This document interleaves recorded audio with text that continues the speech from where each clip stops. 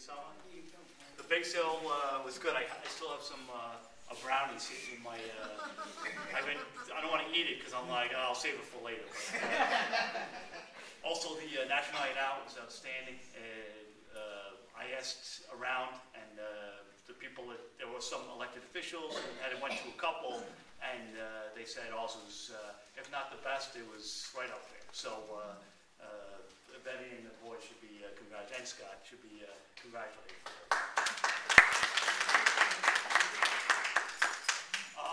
I apologize for moving the meeting to Tuesday. I asked Betty, and she said it was okay. I want to be here at the meeting, and sometimes my schedule doesn't permit me to have every Monday night.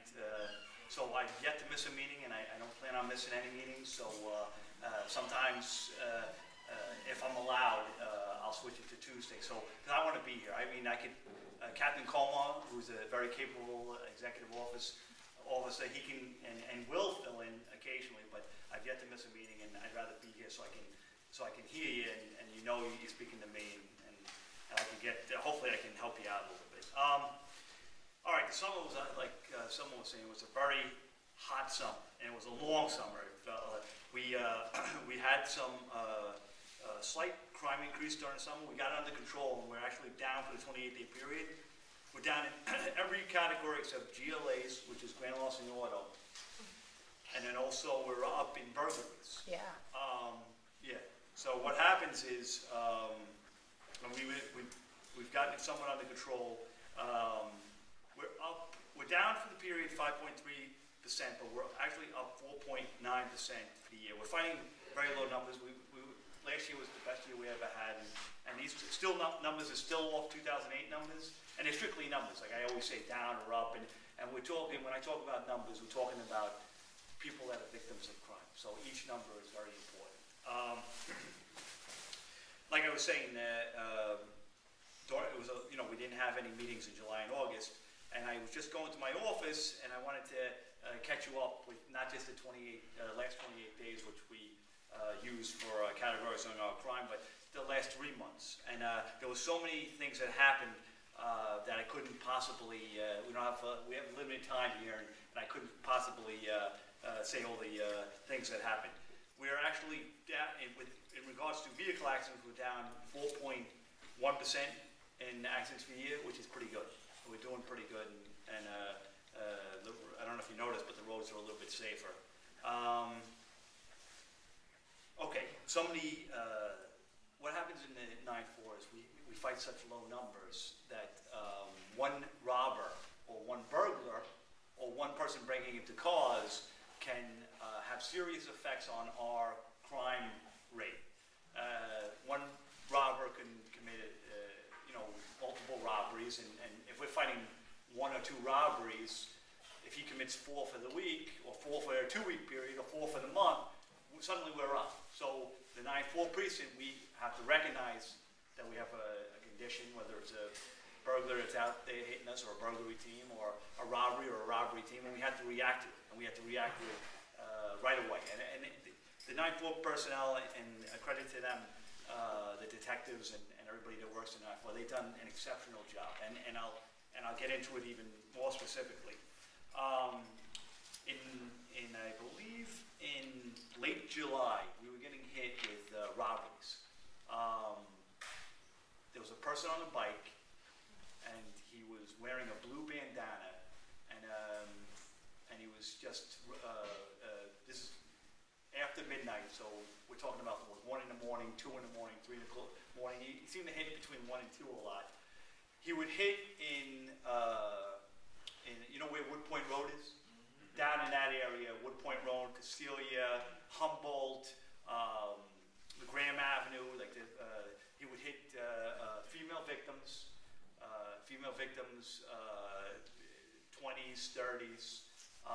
He would ride his bike, and so it's difficult to catch him because he's riding his bike. It's easy access in and out of the crime. He would confront the women, and he would steal their pocketbook, and he occasionally would carry a screwdriver, and sometimes he had that blue bandana on, but he had this mountain bike, and he eluded us for some robberies.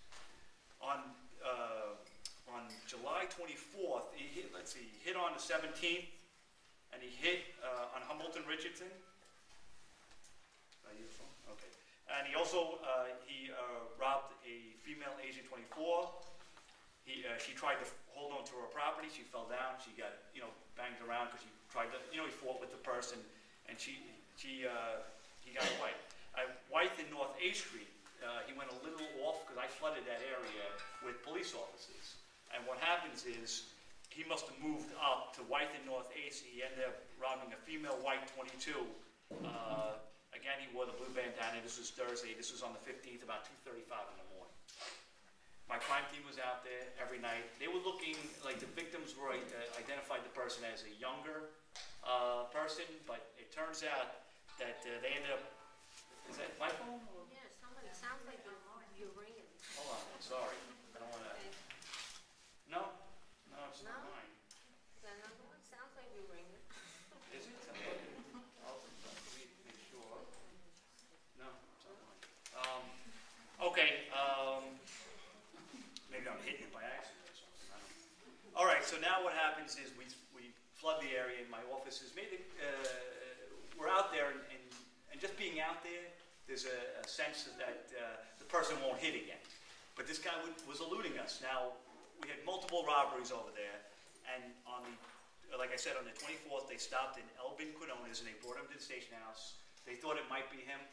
They went to the detectives. He did lineups. Now, Cynthia was wearing the mask and stuff. A lot of the robberies, he didn't get picked out. But the two I just mentioned, at Humboldt and Richardson, and at Wythe and North 8th, they picked him out of the lineup. He was a parolee with an extensive criminal history, and he's now, in jail. So, very good work by the officers. And now, we believe that he was committing the other robberies.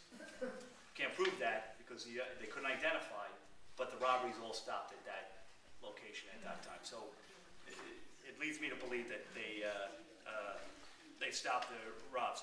We're up in burglaries for the year.